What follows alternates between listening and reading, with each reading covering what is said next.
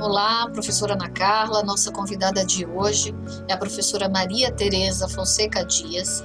Ela é doutora e mestre em Direito pela UFMG, professora associada do Departamento de Direito Público da UFMG, professora visitante no King's College de Londres pelo programa CAP Sprint, pesquisadora do CNPq, membro da Comissão de Direito Administrativo do Conselho Federal da OAB e advogada. Espero que vocês aproveitem. Hoje o nosso tema é fundos públicos. Olá pessoal, professora Ana Carla, nós estamos hoje com mais um episódio da nossa série X Finanças Públicas. O tema de hoje é um tema muito importante para as políticas públicas e para determinados setores públicos ou atividades do Estado. A convidada de hoje é a professora Maria Tereza Fonseca Dias, ela que é professora da UFMG e advogada. Bem-vinda, professora Maria Tereza, muito obrigada por ter aceito o nosso convite, a palavra é sua. Professora Ana Carla, primeiro eu queria agradecer também esse convite, parabenizar pelo projeto X Finanças Públicas. É uma oportunidade para a gente visibilizar o trabalho, né, das mulheres nas finanças, no direito financeiro. Vai ser uma oportunidade, então, da gente conversar sobre temas, né, relevantes para essa área. Hoje nós vamos falar sobre fundos públicos. Eu vou apresentar para vocês uma visão introdutória dos fundos públicos. É um tema que ficava um pouco adormecido aí no direito financeiro, mas que de 2019 para cá acabou ganhando um pouco de visibilidade também, porque foi apresentada uma PEC 187 pelo governo federal, que quer praticamente extinguir os fundos públicos existentes. Então, isso é uma oportunidade para a gente poder discutir. Essa PEC está em tramitação ainda, não foi apreciada, razão pela qual é uma oportunidade para a gente poder discutir o tema e trazê-lo para o nosso momento contemporâneo. Então, o que eu vou fazer aqui com vocês hoje, né?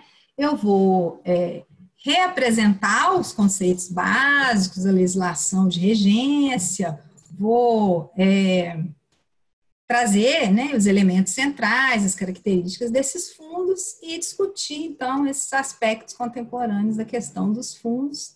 E eu queria começar a minha exposição trazendo para vocês uma alegoria que eu acho interessante, que é essa imagem aqui do personagem da Disney, o tio Patinhas, que é conhecido de todos nós, né?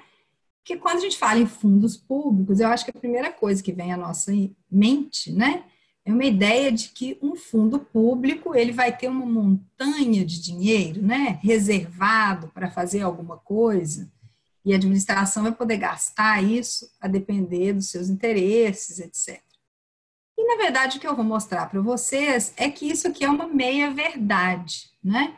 Porque o fundo público, ele não tem esse viés financeiro, né? Ele é mais um mecanismo de planejamento, um mecanismo de reserva de recursos para determinadas finalidades, mas não nesse sentido aqui tão direto como uma poupança, né? Mas em algum sentido ele vai funcionar dessa maneira. A alegoria aqui é só para a gente ter em mente o que nós estamos tratando. Então, um conceito que é clássico dos fundos públicos, que foi trazido pelo professor Caio Tasto, um jurista carioca já falecido, mas que tem um trabalho bastante interessante no direito administrativo e no direito financeiro, e o conceito dele é utilizado até hoje por muitos estudiosos do tema dos fundos públicos.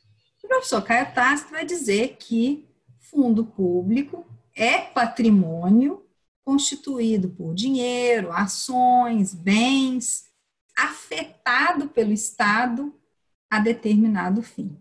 Então, vejam que alguma característica do fundo tem, sim, alguma relação ali com a caixa preta, né? A caixa forte, melhor dizendo, do tio Patinhas, né? Mas outras características dos fundos vão aparecer que não vão, na verdade, relacionar o fundo exclusivamente com isso. Mas, num certo sentido, ele tem essa aproximação. O que eu chamaria atenção aqui é a afetação de recursos, patrimônios, etc., a um determinado fim. Eu acho que esse é o elemento central para caracterizar o fundo público e mostrar a razão pela qual eles surgiram como um mecanismo de gestão orçamentária e financeira do Estado. Recentemente, o Ministério da Economia, quando justamente fez a proposta da PEC 187 em 2009, ele mostrou, no chamado Plano Mais Brasil, que há no governo federal 281 fundos públicos, com aproximadamente 220 bilhões de reais a eles vinculados. Então, vejam, é justamente aí, talvez, a profusão do número de fundos e o montante de recursos que estão vinculados a determinadas finalidades que provocou, então, o governo federal a tentar repensar esse mecanismo de gestão financeira e orçamentária por meio de fundos públicos. Isso que nós estamos falando aqui de dados do governo federal. Se a gente for tratar de dados dos estados e dos municípios, o número de fundos públicos ele vai ser ainda maior, né? E pelos levantamentos que eu fiz, não há uma estimativa muito correta, muito fixa, né? E até mesmo uma aproximação sobre o número exato de fundos que existe no Brasil todo, considerando as 3 esferas federativas, e o montante de recursos que está vinculado a esses respectivos fundos, né?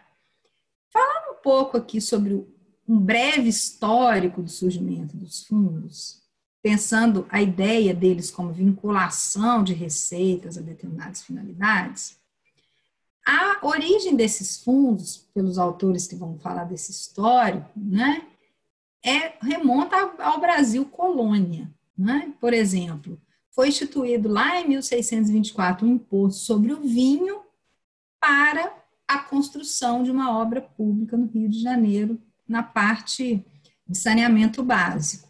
Então, aí começa essa história do fundo como mecanismo de gestão, né? Direcionar alguns recursos financeiros para uma determinada finalidade.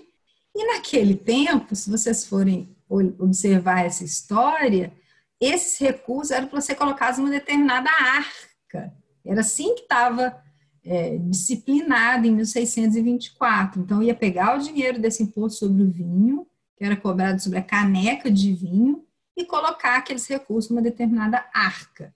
Então, os fundos, essa arca aí, vamos dizer assim, é a precursora do fundo público, que obviamente depois vai se tornar um mecanismo abstrato, né, de gestão de finanças.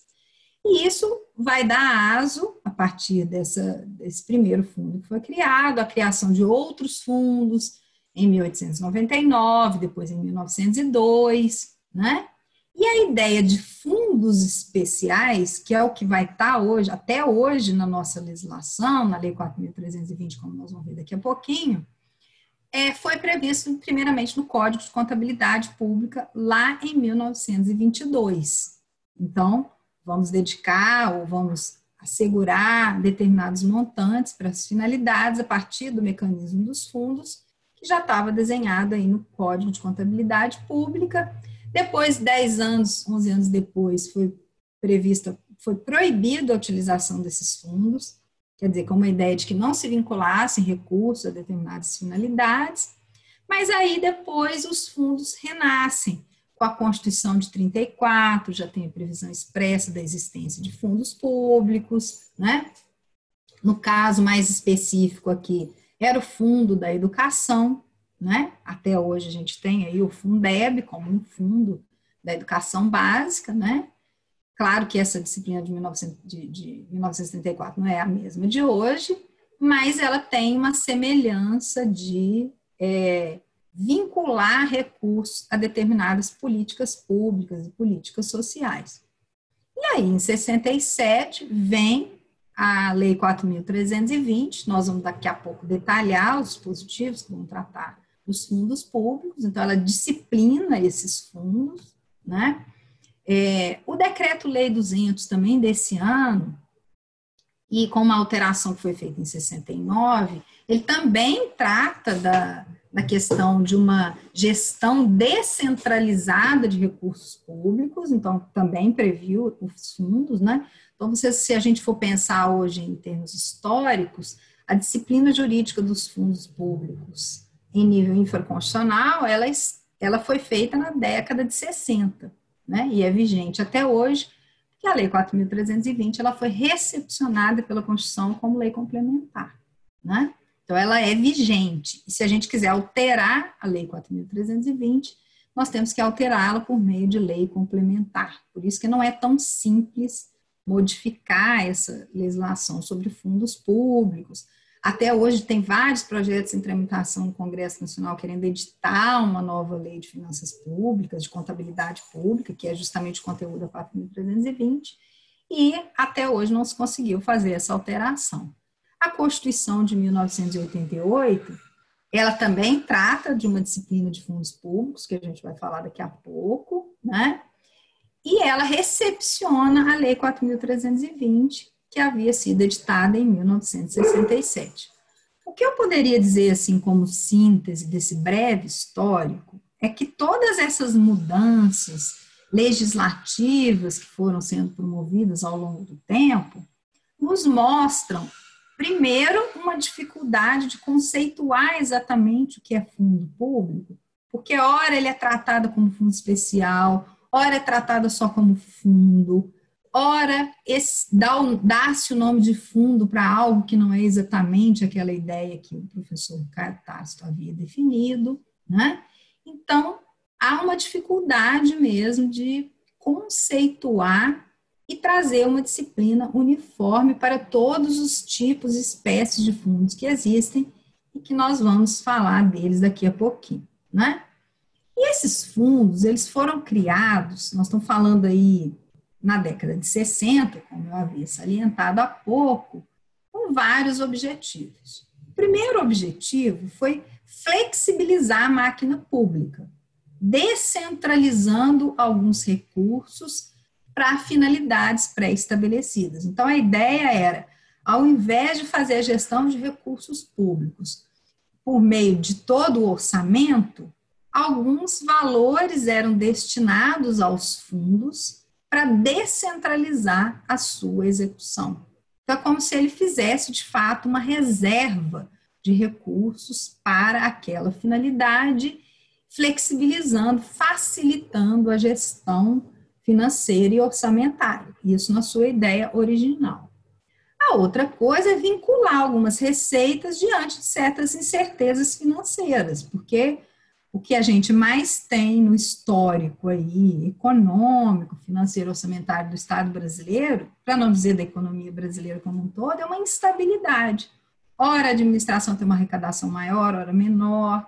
Pensem no momento contemporâneo, numa crise pandêmica, com a quebra da economia. Então, a gente vai ter, de fato, incerteza financeira. Talvez a incerteza financeira seja a maior certeza que a gente tem, e os fundos públicos, eles facilitam essa gestão financeira orçamentária, porque eu asseguraria, em tese, daqui a pouco a gente vai ver que isso talvez seja uma falsa ideia, mas enfim, asseguraria aquele conjunto de recursos por uma determinada finalidade. Então, por exemplo, se eu crio Fundo Nacional do Meio Ambiente e destino recursos para aquele fundo, eu tenho assegurado valores para a política ambiental, para as atividades que aquele fundo pode executar em matéria ambiental, fundo do clima, fundo da criança e do adolescente, e assim por diante, né? Você está gostando desse episódio? Então fica conosco e assiste o próximo bloco. Aproveita, assina o nosso canal, aciona o sininho e você será notificado de todos os outros episódios.